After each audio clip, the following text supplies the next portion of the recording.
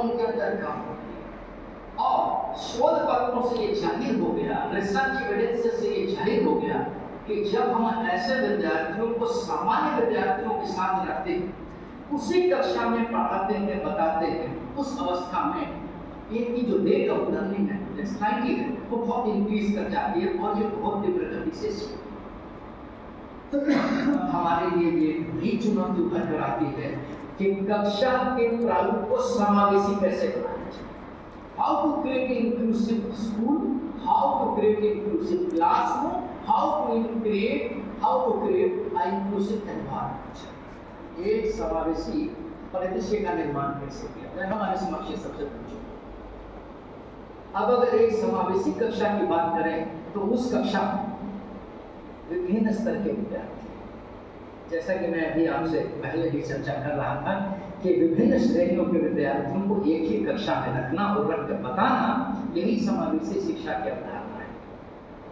यदि बहुत सामान्य आम बोलचाल की भाषा में करें तो आप यो समझ लीजिए कि आप कभी कभी देखते होंगे, जब आप मार्केट में जाते होंगे, बहुत सारे लोग फ्रेश फ्रूट्स को अलग रखते हैं और कुछ जो फ्रूट्स ऐसे हैं कि जो काफी दिन के हो गए हैं या फिर उनमें उस तरह की डिफॉर्मिटी है, उसको अलग रखते हैं। और कुछ फ्रूट सेलर्स ऐसा करते हैं कि भाई वो सबको एक साथ रखते हैं, इन्हें वो हम अलग नहीं करें, ये हमारा यही है, अगर आपको पसंद है तो आप नीचे बनना।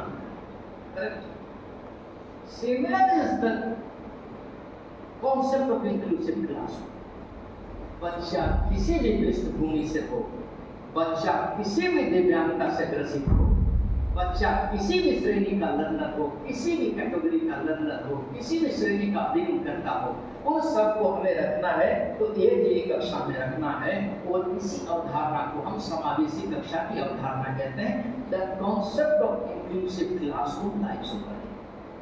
अब साथियों, एक बात आपको यहाँ पर जान लेना ये जरूरी है कि जनरल कॉन्सेप्ट ऑफ क्लासरूम तो आप समझ रहे हैं, सामान्य वर्ग के बच्चे बैठे हुए, सामान्य विद्यार्थी बैठे हुए, लेकिन इंक्लूसिविटी का मतलब यहाँ पर क्या है, इंक्लूजन का मतलब क्या है, और इंक्लूसिविटी में हमको किसको लाना है।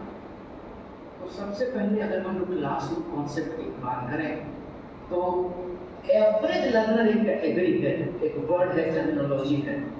और एवरेज लर्नर का मतलब ये हुआ कि सामान्य विद्यार्थी, सामान्य लर्नर।